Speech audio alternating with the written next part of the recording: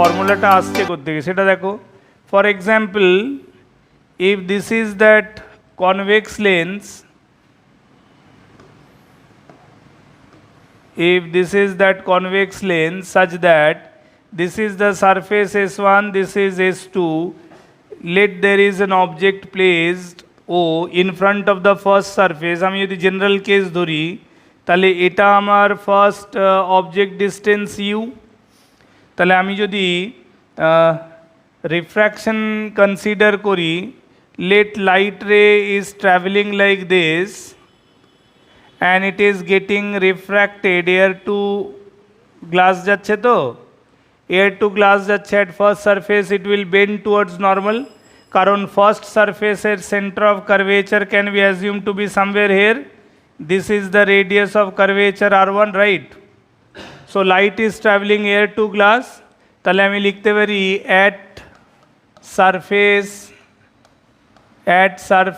S1 which is air to glass medium, ঠিক আছে, air to glass medium এ যাচ্ছি, তাহলে আমার ফর্মুলাটা কি হবে? it is mu of glass divided by image distance v1 minus mu of air by object distance u, that is equal to mu g minus mu a divided by r1. This is the basic formula of refraction at curved surface, right? So in this formula I know mu a, mu g, I know r1 as well as u, I do not know v1, ঠিক আছে। এবার for example, according to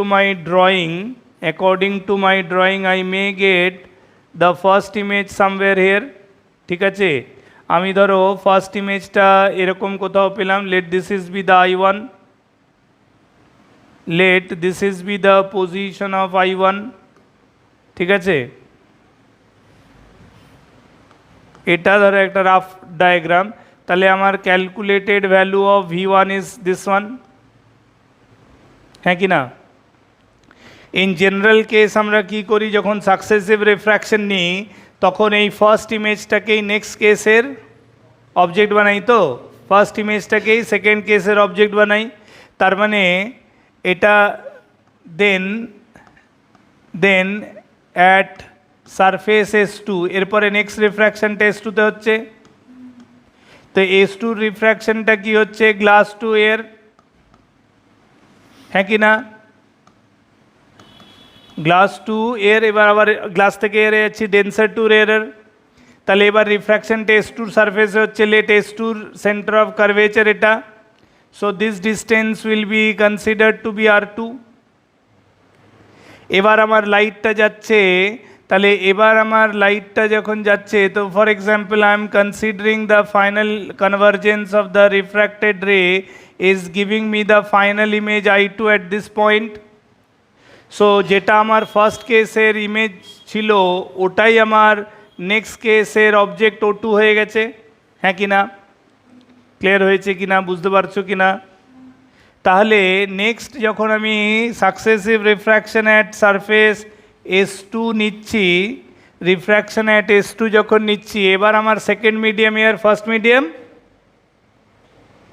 লাইটটা কোথা থেকে কোথায় যাচ্ছে, glass to air, তাহলে glass first medium, air second medium, তাহলে according to the formula I should write down it is mu a by final image distance minus mu g by object distance u2, second case object distance, that is equal to mu a minus mu g divided by r2।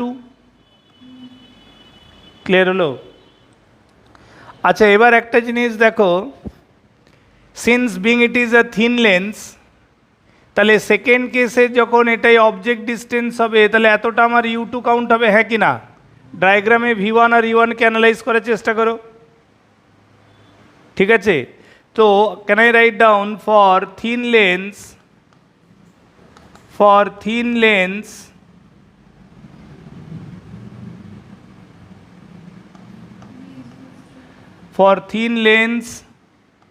U2 is equal to V1, the value of U2 is equal to V1, কারণ ওটার distance তো negligible. তাহলে আমি এখানে লিখতে পারি এটা this is mu A by V minus mu G by U টুটাকে ফার্দার ভি ওয়ান লিখে দিতে পারি। সেকেন্ড ইকুয়েশনে মিউ জি বাই ইউ টুটাকে আমি ফার্দার ভি ওয়ান লিখে দিলাম ইজ ইকুয়াল টু, এটাকে আমি যদি mu g minus mu a করে দিই divided by minus R two লিখতে পারি তো।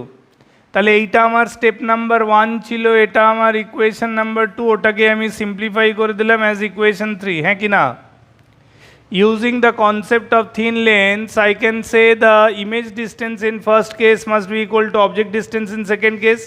সো সেন ইকুয়েশন 2 এর ইউ টুটাকে ভি ওয়ান লিখে দিতে পারি, and with V one it can be the revised equation for second refraction. So now equation 1 for first refraction, equation 3 for second refraction. Now if I adding 1 and 3, দেখো তো 1 আর 3 add করলে কি হচ্ছে ভালো করে দেখো। when you add equation 1 with equation 3 in LHS, is it mu g by v1 can be cancelled out, তাই তো? তাহলে আমার mu G by v one cancel হয়ে যাচ্ছে, তাহলে থাকছে কি আমার কাছে? থাকছে mu A by V minus mu A by u. V was my final object image distance, u is the given object distance.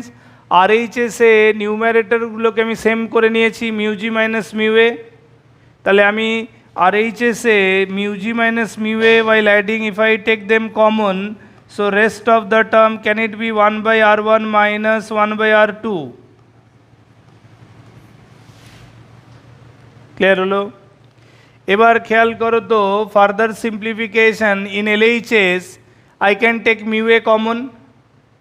Mu A common নিলে আমার কাছে এলএইচএসে can I write down this, and the common mu A can be written in cross multiplication to the denominator of RHS? Yes or no?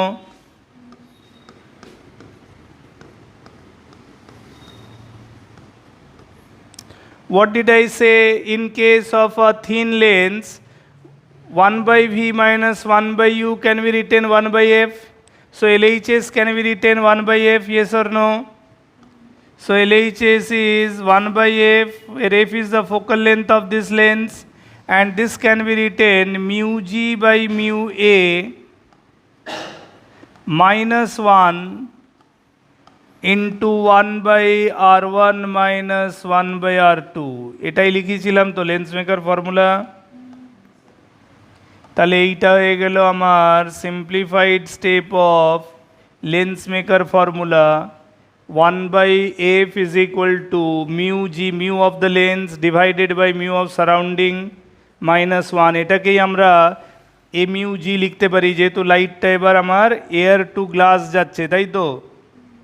আমার air two glass যাচ্ছে লাইটটা, তাহলে আমি এখানে লিখে দিতে পারি this implies that 1 by f is equal to, this can be written a mu g minus 1 into 1 by r1 minus 1 by r2. Clear?